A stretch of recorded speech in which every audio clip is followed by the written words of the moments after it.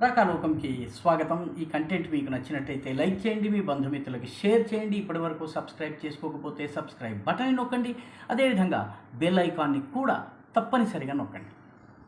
బంగ్లాదేశ్లో నాటకీయ పరిణామాలు సంభవించాయి. రిజర్వేషన్ వ్యతిరేక ప్రొటెస్టుల పేరిట విపక్ష బంగ్లాదేశ్ నేషనలిస్ట్ పార్టీ, దానితో పాటు నిషేధిత జమాతే ఇస్లామీ, ఈ జమాతే ఇస్లామీ అయితే 1971లో బెంగాలీల ఊచకోతకి పాకిస్తాన్కి సహకరించిందో, ఈ రెండు చేతులు కలిపిన తరువాత రిజర్వేషన్ల హింస అదుపు తప్పింది. ఈరోజు ప్రధానమంత్రి నివాస భవనంలోకి దుండగులు ప్రవేశించారు, అల్లర్లు చేశారు. దీనిని ముందుగానే పసుగట్టినట్టుగా ఉన్నటువంటి ప్రధానమంత్రి షేక్ హసీనా వాజెద్ త్రిపురకి పారిపోయినట్టు, త్రిపుర నుంచి లండన్కి వెళ్ళేటటువంటి ప్రయత్నం చేస్తున్నట్టుగా తెలుస్తోంది.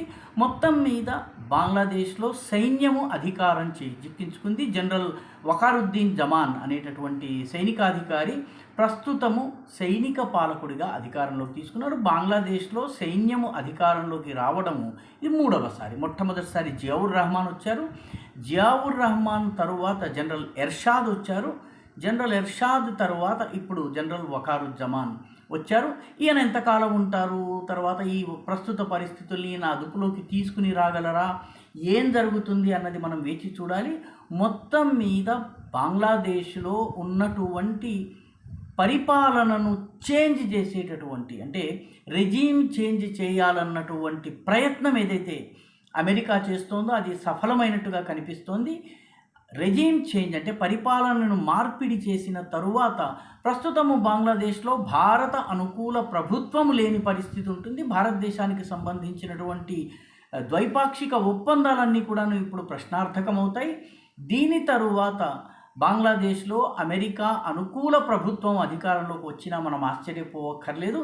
ఎందుకంటే అమెరికా బంగ్లాదేశ్లో ఉన్నటువంటి సెయింట్ మార్టిన్స్ ఐలాండ్లో తన స్థావరాన్ని ఏర్పాటు చేసుకునే ప్రయత్నం చేస్తోంది. దాన్ని షేక్ హసీనా వాజెద్ వ్యతిరేకించింది. అదేవిధంగా ఏదైతే బంగ్లాదేశ్లో అధికార మార్పిడికి పాల్పడ్డారో దాదాపు అదే రకంగా రానున్న రోజుల్లో ప్రజాస్వామ్యబద్ధంగా ఎన్నికైనప్పటికీ నరేంద్ర మోదీ ప్రభుత్వం మీద కూడా జరిగే అవకాశం ఉంది.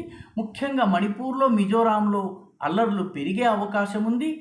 మన దేశంలో కూడాను రైతు చట్టాలు కావచ్చును, లేకపోతే వక్ఫ్ చట్టాల వ్యతిరేకత పేరిట కావచ్చును, రకరకాల పేరిట రోడ్ల మీద హింస జరిగేటటువంటి ప్రమాదం ఉంది. ఎందుకంటే బంగ్లాదేశ్లో ఈ రకమైన ప్రయత్నం ద్వారా వాళ్ళు అధికార మార్పిడి చేయగలిగారు. ఇది భారతదేశంలో జరిగినా కూడాను ఆశ్చర్యపోనక్కర్లేదు.